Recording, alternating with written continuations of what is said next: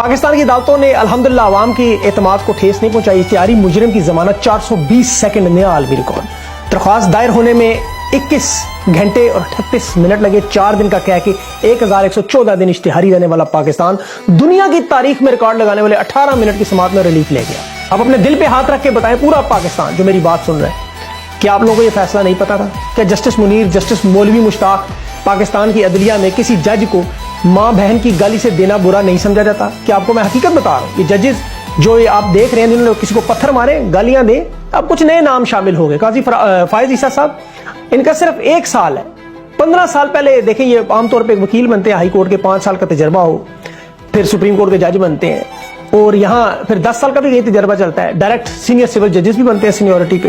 قاضی فائز صاحب 28 سال وکالت میں کرتے رہے. انہوں نے بڑے اچھے فیصلے بھی دیے. بظاہر پرویز مشرف کو انہوں نے نان بیلیبل وارنٹس بھی جاری کیے تھے. پی سی او کے تحت انہوں نے حلف اٹھانے والے ججز کے سامنے پیش نہیں ہوتے تھے.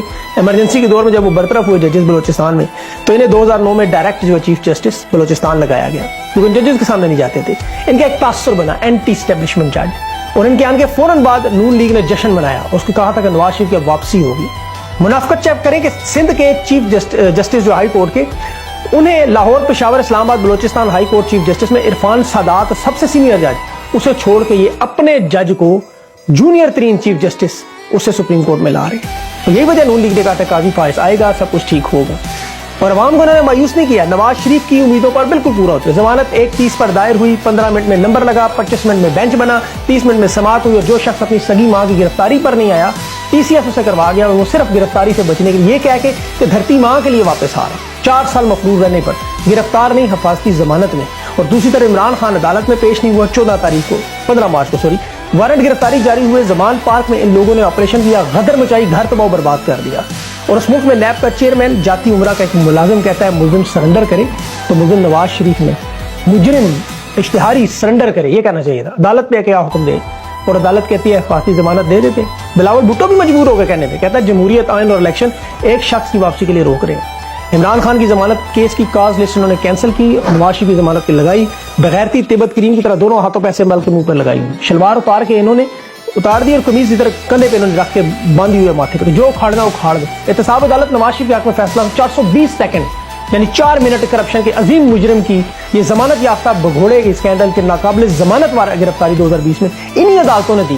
اور عمران خان کے گھر پر توشہ خانہ کیس میں آپ کو یاد ہوگا، جب وہ عدالت میں تھا خان، اس کے گھر میں لاہور پہ انہوں نے حملہ کیا، رینجرز نے، پولیس نے. اور یہ یاد رکھیں یہ اس وقت کوئی 9 مئی کا واقعہ نہیں ہوا، کوئی ڈرامہ نہیں کر سکتے. یہ نواز شریف سعودی عرب بیٹھا ہوا تھا، اسے ناقابل ضمانت تاحیات وارنٹ اسے معطل کیے. جج بشیر کی کل بہن فوت ہوئی، اور اسے آج وہ پلیٹ میں بیٹھ کے انصاف، ڈر بھی نہیں لگتا ان لوگوں. 4 پاکستانی وزرائے اعظم اس کی عدالتوں میں آئے. یسر رضا گیلانی سے لایا 2012 میں، اور پھر نواز شریف نے 2018 میں 3 سال کے لیے اس کے عہدے کو بڑھایا تھا. سنتے جائیں ان لوگوں کی. 11 سال سے احتساب عدالت کے جج بشیر. پاکستان میں آپ حساب لگائیں اس کے بس کیسز آئے کیسے ہیں. اب کل اس کی بہن فوت ہوئی، اللہ اسے جنت دے. یہ مقدمہ کسی اور جج کے پاس بھی جاتا، لیکن نہیں، یہ حکم تھا نواز شریف کا کمپنی کو کہ مریم نواز اور کیپٹن صفدر کو ایمن فیلڈ کیسز میں نواز شریف کو اس نے مجرم بنایا تھا، اب اسی کے ہاتھوں مجھے ریلیف چاہیے. یہ معاہدے کا حصہ تھا. جج آصف سعید کھوسا نے اپنی سٹیٹمنٹ میں عدالتی فیصلے میں لکھا تھا کہ Nawaz Sharif God father سیسیلین mafia ہے. وہ جانتا تھا کہ عدالتوں میں کس طرح کے فیصلے ہوتے ہیں. آپ پڑھیں گے اٹلی کی وہ تاریخ ججز کی، سیسیلین. ٹائم نہیں ہے ورنہ میں سناتا آپ کو ان ججز سے کیسے فیصلے لیتے رہے.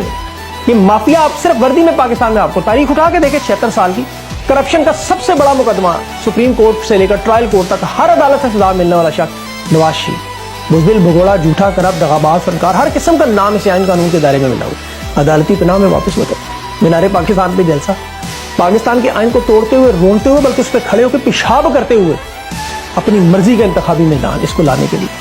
یہ الٹے بھی لٹک جائے، بادام بھی منہ کی جگہ کسی اور جگہ سے بھی توڑے، یہ عوام میں مقبولیت نہیں دلا سکتے.